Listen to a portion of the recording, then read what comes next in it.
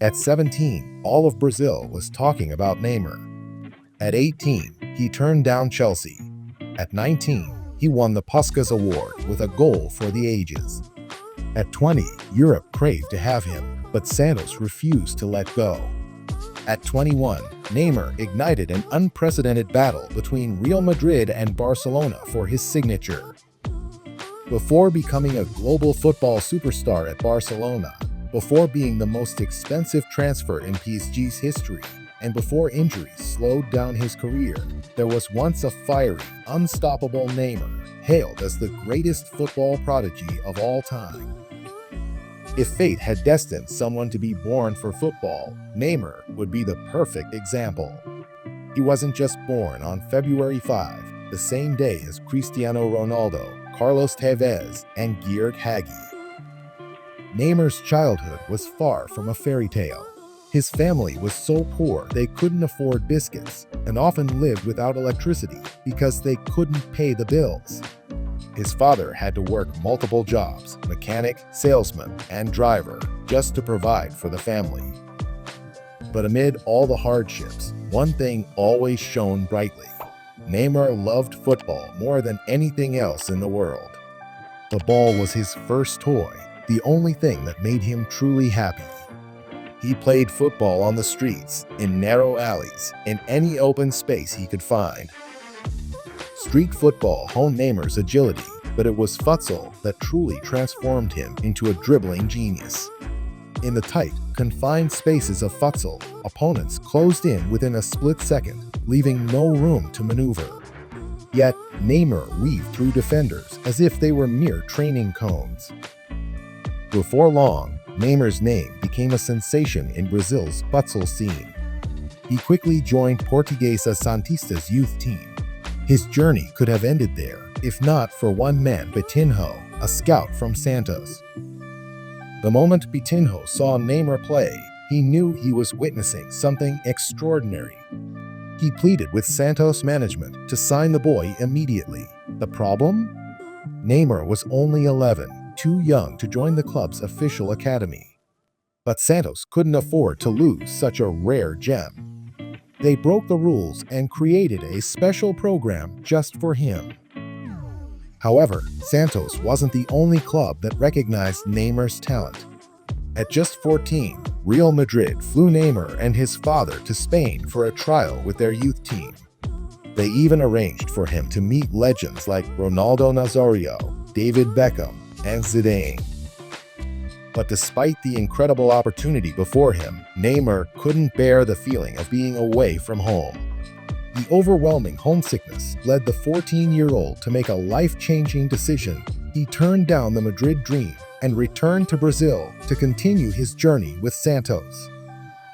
At 17, while many were still figuring out their future with books and unfinished dreams, Neymar already had absolute clarity about his destiny.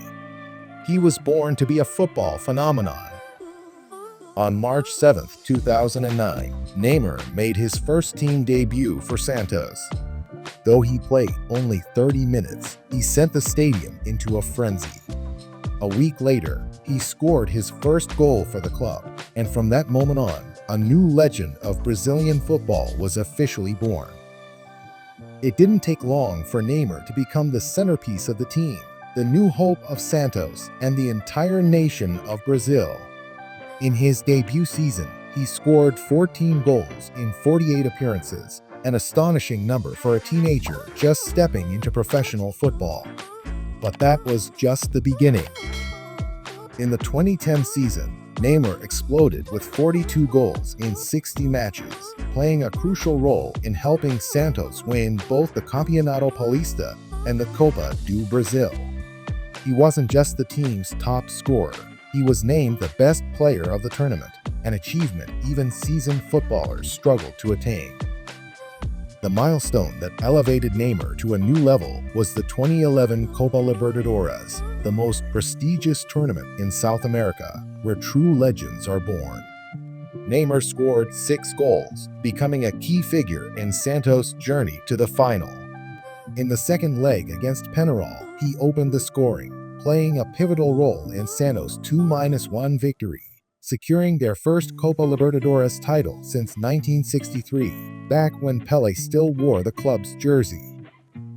With this outstanding performance, Neymar was named the best player of the final and was recognized as one of the most promising young footballers in the world. By this time, all of Europe had fallen under Neymar's spell. Chelsea and West Ham were the first clubs to submit official offers, but Santos rejected them all. A Neymar at the peak of his rise could not be sold like a mere commodity. Even the legendary Pelé personally called Neymar, urging him to stay in Brazil instead of moving to Europe too soon. This decision allowed Neymar to refine his skills further, transforming into a true superstar before stepping onto a bigger stage. Neymar didn't just collect trophies, he created moments of pure magic.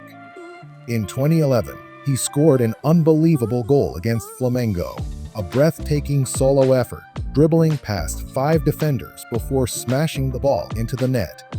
That goal earned him the Puskas Award, propelling his name to a global level. A 19-year-old playing in South America, yet talked about every single day across the world. However, extraordinary talent often comes with off-field issues. At that time, Neymar had a certain arrogance and was involved in multiple disputes with coaches and teammates. One of the most notable incidents happened in 2010 when he openly argued with coach Dorival Jr. on the pitch after being denied a penalty kick. Although Neymar later apologized, the incident ultimately led to Dorival's dismissal, highlighting Neymar's immense influence at Santos.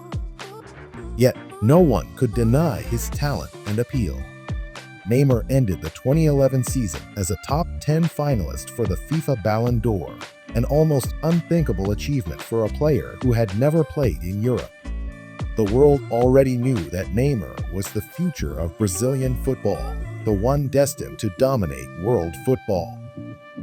When a player becomes so good that no one else can compete, what happens? In Brazil's case, they stopped giving him the award. That's exactly what happened in 2012 when Neymar won the Bola de Ouro, the award for the best player in Brazil's top division, but under one extraordinary condition. The horse conquers, meaning beyond competition, category was introduced, meaning Neymar would no longer be eligible for the award in the future. The reason? He was simply too good, to the point where no one else could keep up. In the history of Brazilian football, only one other player had ever received this honor, Pelé. And when a player is placed alongside Pelé at just 20 years old, it speaks volumes. 2012 was the year Neymar reached his absolute peak in South America. At 20 years old, he scored 44 goals and provided 17 assists in 49 matches, an astonishing output that even Europe's top strikers would envy. Neymar led Santos to their third consecutive Campeonato Paulista title, scoring 20 goals in 18 matches and once again being named the league's best player. In the Copa Libertadores, he won the Golden Boot with 8 goals, though Santos failed to defend their title after falling to Corinthians in the semifinals. Still, nothing could stop Neymar's rise. He became the first player in Santos's history to surpass 100 goals before turning 20. That remarkable feat earned him a spot in the top 13 of the FIFA Ballon d'Or rankings, an unprecedented achievement for a player still competing in Brazil. 2012 also marked Neymar's transformation into a cultural icon. He graced the cover of Time magazine, becoming the first Brazilian footballer in decades to be featured in the prestigious publication. Europe's biggest clubs were willing to spend over 100 million euros to sign him, but Santos remained determined to keep their crown jewel. Neymar's total dominance in Brazil saw him crowned South American Player of the Year for 2 consecutive years, surpassing legends like Ronaldinho and one Roman Riquelme.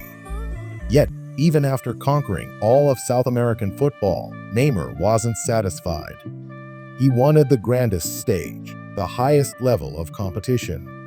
That moment arrived in the summer of 2013, when he left Santos to join Barcelona in a controversial transfer worth around 88 million euros.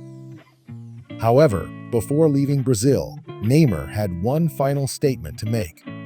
The 2013 Confederations Cup, the dress rehearsal for the World Cup, was where he silenced any doubts about his ability to shine against European opposition. In front of the entire world, the 21-year-old wonderkid scored 4 goals and provided 2 assists in 5 matches, leading Brazil to demolish reigning world champions Spain 3-0 in the final. Neymar scored once, assisted another, and turned Spain's legendary defense into mere spectators. With that stunning performance, he won the tournament's golden ball, making an emphatic declaration to the world: "I am ready for European football." Time waits for no one. Neymar has won the Champions League, played alongside Messi, set world transfer records, and experienced moments every footballer dreams of. But in the process, he also lost something: the carefree spirit, the audacity, the freedom he once had while playing at Santos.